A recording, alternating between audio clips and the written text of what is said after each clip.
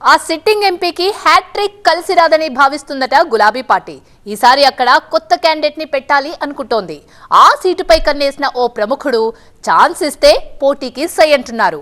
Seat మారుస్తారని తెలియడంతో మరికొందరు ticket పై ఆశలు పెట్టుకుంటున్నారు. ఇంతకీ ఏ సీటుకు గండం పొంచి ఉంది? ఆ సీటుపై కన్నేసింది ఎవరు? సిట్టింగ్ సీటుకి సెగ, అభ్యర్థి కోసం వేట, రెడ్డి గారి చుట్టూ రాజకీయం. బీబీ పాటిల్కి మూడోసారి ఛాన్స్ లేనట్లేనా? అక్కడ అభ్యర్థిని మార్చాలని గులాబీ పార్టీ డిసైడ్ అయిపోయిందా?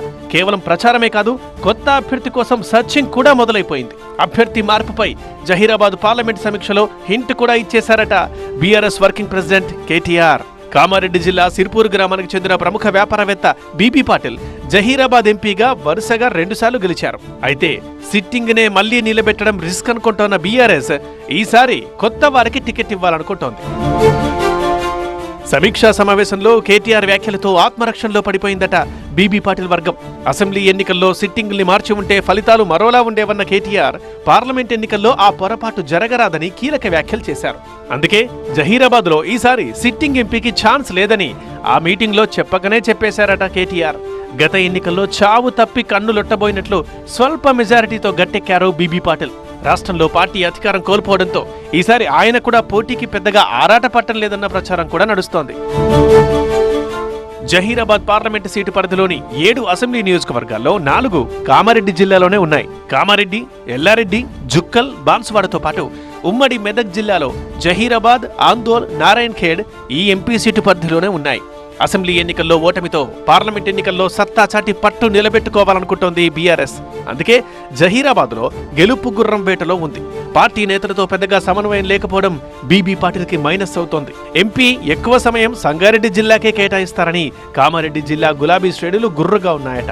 అసెంబ్లీ ఎన్నికల్లో కూడా ఎంపీ పాటిల్ పెద్దగా చొరవ చూపలేదని పెదవి విరుస్తున్నారు ఈ ప్రాంత నేతలు. ఇక జహీరాబాద్లో సిట్టింగ్ ఎంపీని మారుస్తారు అన్న ప్రచారంతో అక్కడి నుంచి పోటీకి కొందరు ప్రయత్నాలు మొదలుపెట్టారు. ప్రముఖ బిల్డర్ తిమ్మయ్య గారి సుభాష్ రెడ్డితో పాటు మరికొన్ని పేర్లను పరిశీలిస్తోంది బీఆర్ఎస్ అధిష్టానం. పార్లమెంటు నియోజకవర్గ పరిధిలో ఓడిపోయిన మాజీ ఎమ్మెల్యేలు కూడా సుభాష్ రెడ్డి పేరుని ప్రతిపాదిస్తున్నారట.